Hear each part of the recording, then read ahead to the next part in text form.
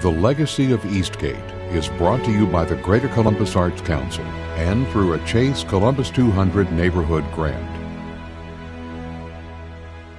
On the east side of Columbus is a little-known but vibrant neighborhood called Eastgate, sandwiched between the Near East Side and Bexley.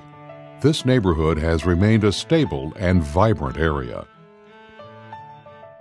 Well, this part of the world began to be settled in the years after the American Revolution, when the new government of the United States discovered that it hadn't paid about 8,000 men in its army for several years, and it didn't have any money to pay them.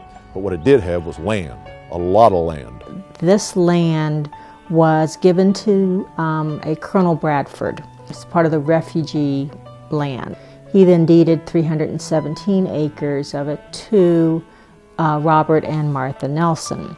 Eastgate began as a small settlement formed by the Nelson family who came to the area in 1789. First, they built a cabin, which was followed by a brick house that was built in 1819 and still stands on Nelson Road, making it one of the oldest residences in Columbus. The Nelsons built a lumber mill on Alum Creek, making the area one of the main sources of lumber for the east side. What you have around the Nelson Mill and the Nelson family farms is essentially a little village that's coming into being.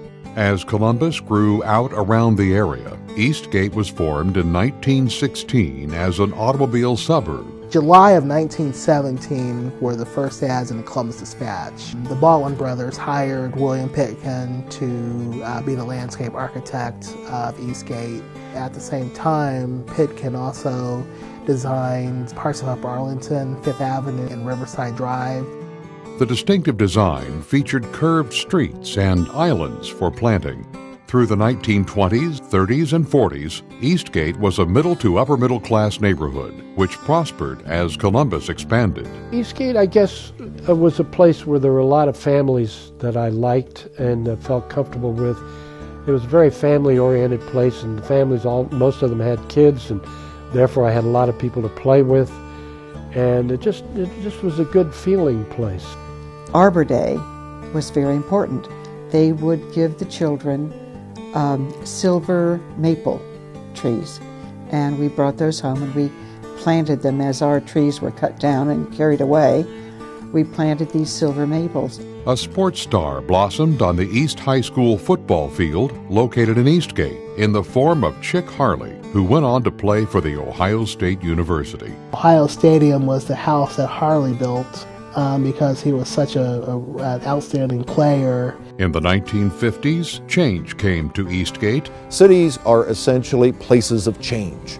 They're always changing. They're always evolving in one form or another. Eastgate basically saw a change from being pretty much a white community to a black community in the 1950s. A lot of black residents started to move into the neighborhood, and I would say 53 and 54 were huge years. A major factor in this change was the number of veterans returning from World War II who wanted to start their civilian life. Many found a home in Eastgate. This small neighborhood became the home for 5 Tuskegee Airmen, the famed fighter pilots who kept American bombers safe while venturing into enemy territory. Many prominent African Americans made their homes in Eastgate, including Judge Robert Duncan, who ordered the desegregation of the Columbus City Schools; Harvey Alston, who was the first black inspector on the Columbus police force; Edna Bryce, who ran a famous flower shop on the east side; Eddie Saunders, who, as the first successful black radio disc jockey in Columbus, interviewed many well-known names like Stevie Wonder, Sammy Davis Jr., Nat King Cole, Duke Ellington, and Sarah Vaughan.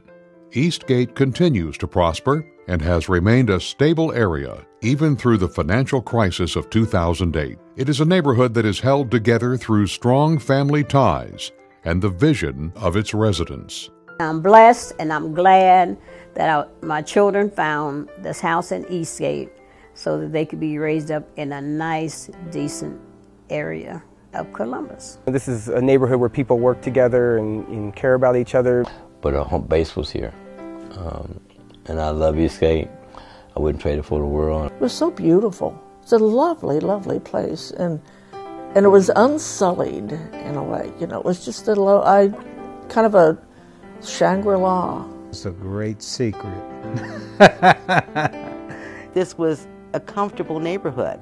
It was a nice, quiet neighborhood. It gave them all the things that they wanted. You kind of have a sense of community here.